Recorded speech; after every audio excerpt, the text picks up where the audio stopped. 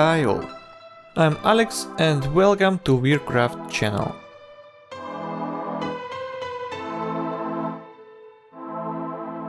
Today we will be looking at how the army painter speed paint works. Just to clarify, this is not a paid video, I have purchased everything myself and plan to use it. I simply want to share with you an interesting way to test out different paints and see the results before painting a mini. If you're a professional in the field of coloring, then you probably know how each paint interacts with different materials like primer and plastic and whatever. You may already have your favorite brands and colors. However, if you're a beginner like myself, then this video may be useful to you. I would like to give a big thanks to Frugal for the idea to make a bottle topper based on the Pack's head from the Warlock art model, and to Ty from TableFlip Foundry for this method.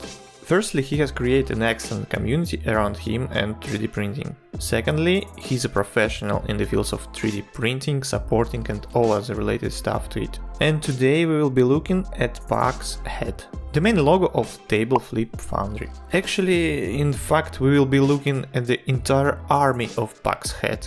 But first thing first. And to start, we need to print figures, rinse them, dry them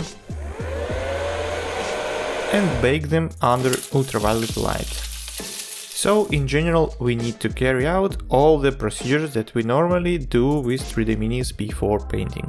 Next step here, we need to apply the primer. I prefer to warm up the bottle of primer in warm water for 5 minutes before use. This makes it easier to apply and mix. This method works well with both good primers and cheaper ones, from dollar store for example. Once we have primed our army, we wait until it dries and move on to our workspace. So what we have here? Each of the heads is a minifigure with relief and details, prepared for painting. And now the magic happens. Each of these figures is a cup for paint. This is brilliant, I was so amazed and excited. We will paint each of the heads and we will have a live example of what each of the paints will look on the final figure. This is just insanely cool. Yeah, we also need a hot glue gun. You can probably use a super glue or something like that, but I guess hot glue gun will work more than fine. A word of caution here. Be careful with the hot glue gun, as it can be very hot.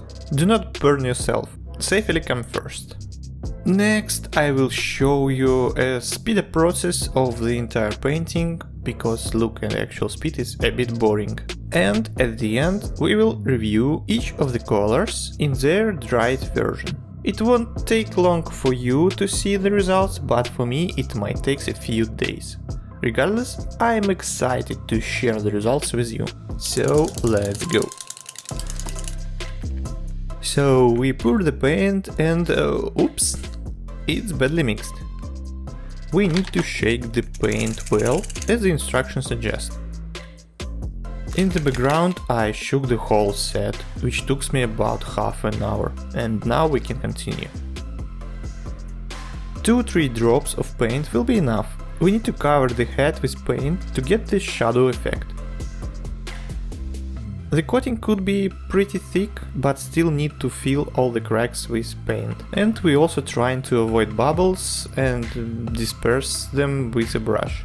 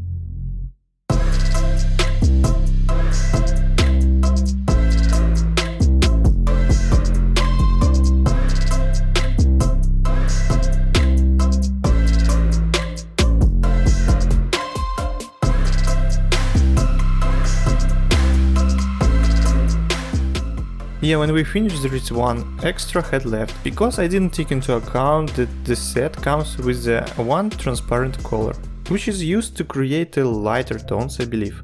So we won't paint this extra head.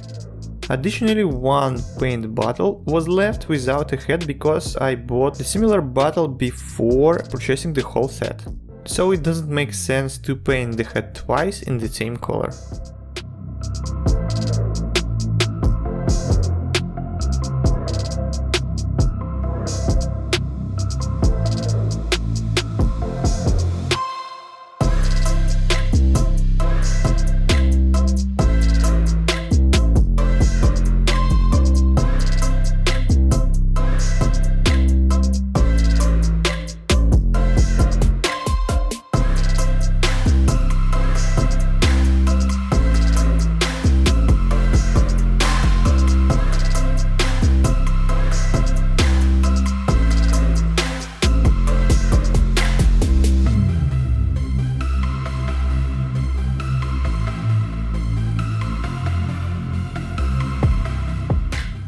That's it for today's video. Thanks for watching and I hope you found it helpful. Subscribe, push the like button and see ya!